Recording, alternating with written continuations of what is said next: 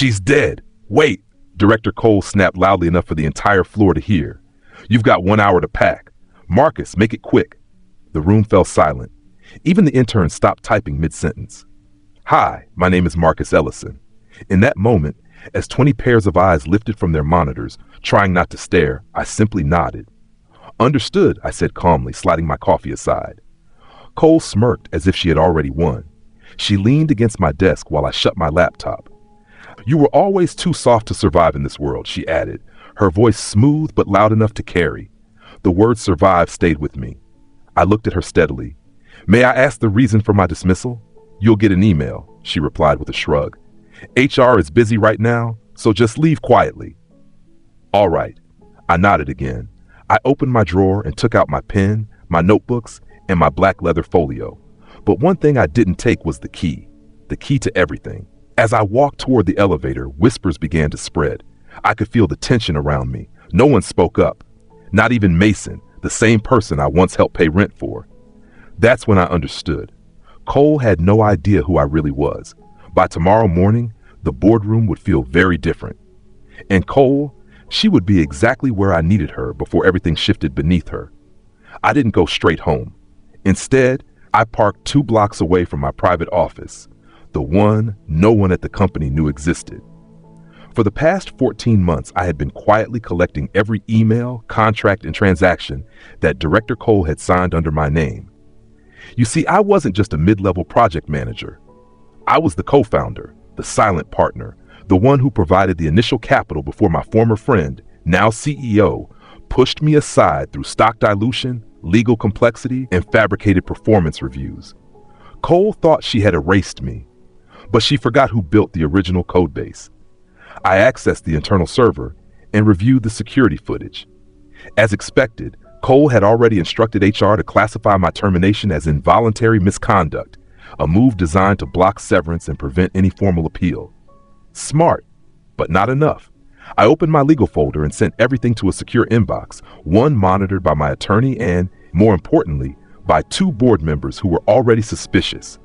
The file name was simple: Project Cole's Collapse. By the time I left that night, the final step was already in motion: a shareholder meeting request citing Clause 3.17 of the operating agreement, a clause Cole herself had signed years ago. The same clause that grants founders emergency override authority.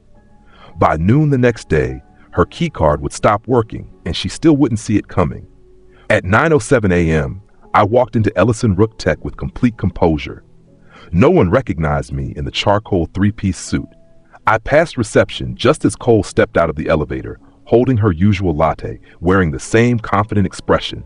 She saw me, paused, blinked. Marcus?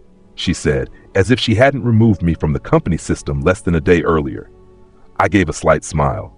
You might want to cancel your 10 a.m. meeting. Before she could respond, Richard Vance, board member and former U.S. attorney, stepped out of a nearby conference room. Miss Cole, he said firmly, you'll need to surrender all company-issued devices. Effective immediately, your directorship is suspended pending review. Cole tried to speak, but no words came out. On what grounds? She finally managed. Richard glanced toward me. Marcus has activated Clause 3.17, Founder Override. We've reviewed the documents. I stepped into the elevator and pressed the button for the top floor, the executive suite I hadn't entered in 3 years.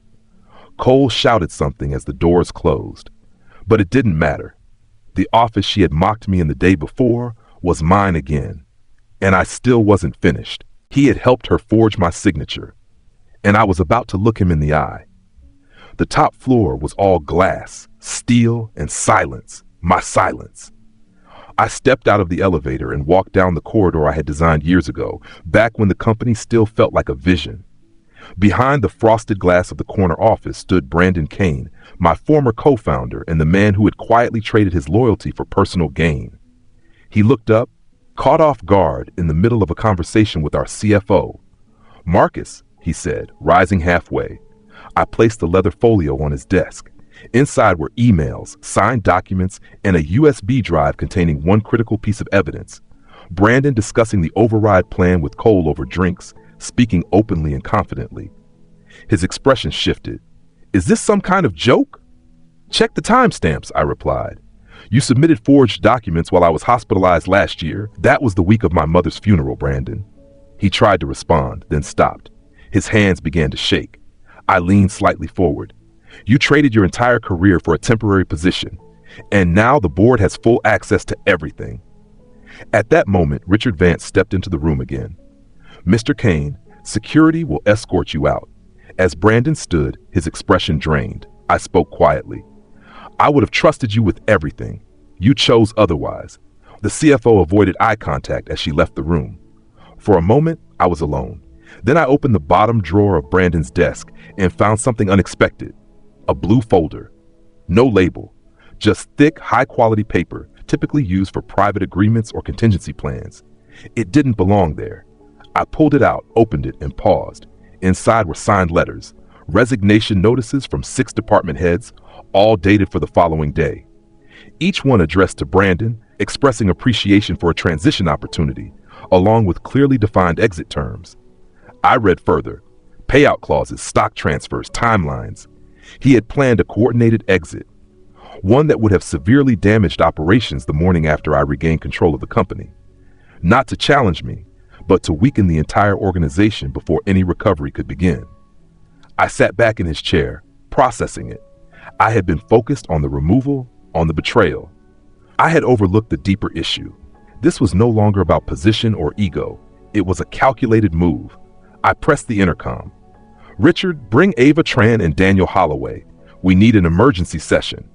Brandon believed he could destabilize everything on his way out, but I still had one move left, and it wasn't legal, financial, or procedural.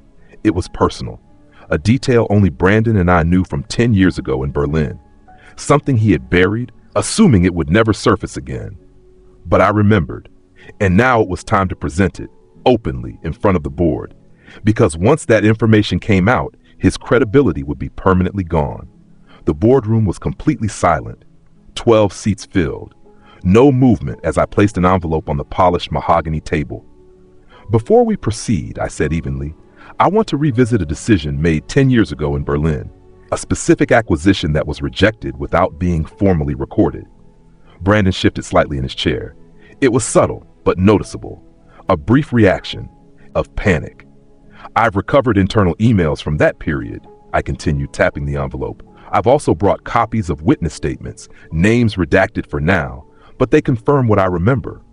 The room leaned in slightly. Brandon, would you like to explain why you accepted a $3.2 million bribe from the CEO of Ortel Systems to cancel our merger and then redirected the funds through your cousin's shell company? Brandon's voice faltered. That's not true. I gave a brief nod. You're correct. It's not. It was the statement you gave to the government during their quiet inquiry in 2017, an inquiry you settled using company shares you weren't authorized to use. Ava Tran, usually reserved, turned toward him. You put this company at serious risk, she said in a controlled tone, and expected it to remain hidden. I stood. Brandon Whitmore, effective immediately, you are suspended from all roles pending legal review. He rose as well, holding his ground until security entered. You can't do this, he said sharply. I met his gaze. It's already done. His chair was still moving slightly when the door closed behind him. Silence returned, this time not from uncertainty, but from clarity. I turned to the board. We've all made difficult decisions, I said, but some boundaries should never be crossed. I opened my briefcase again. Inside was a second folder, thinner, more personal. I founded Ellison & Gray at 28, I said. What many of you don't know is that it was built on a promise I made to my brother, a veteran who didn't return home. He believed in integrity, in doing what's right even when it's difficult.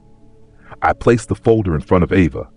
In 2 weeks, we will implement structural reforms, new ethics protocols, independent oversight, and no more protection packages for misconduct. She looked at me, then nodded. I support that. 2 others followed, but one person didn't respond. Dylan Roth, VP of Strategy. He remained still, focused on the image inside the folder, a CCTV still showing him and Brandon exchanging a manila envelope 3 years earlier. I met his eyes. You're next. Don't leave. That evening, I returned to my apartment. It was quiet, almost calm, but I knew it wouldn't last.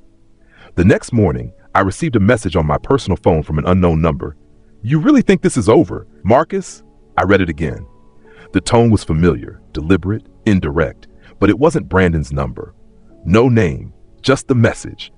I stepped onto the balcony. Morning traffic moved below, unaware of what was unfolding above. I wasn't concerned. I was ready. The final step had already been arranged. At exactly 10 a.m., the elevator doors opened on the executive floor of Ellison and Gray. Journalists entered, cameras, microphones, and lights filling the space. At the same time, Ava, now acting CEO, stepped forward with composure. I'd like to make a statement on behalf of our founder, Marcus Ellison, she began. Today, we are releasing a full internal audit covering 3 years of financial misconduct, abuse of authority, and coordinated actions by former executive Brandon Chase and associated individuals. This company belongs to those who built it, not those who attempted to exploit it. The response was immediate. The news would reach every platform. Brandon would see it. Dylan would see it. So would anyone who had underestimated the situation. They assumed silence meant inaction. They were mistaken. Later that evening, I received one final message from Ava. It's done. We're clear. I leaned back, allowing the moment to settle. This time, it was final.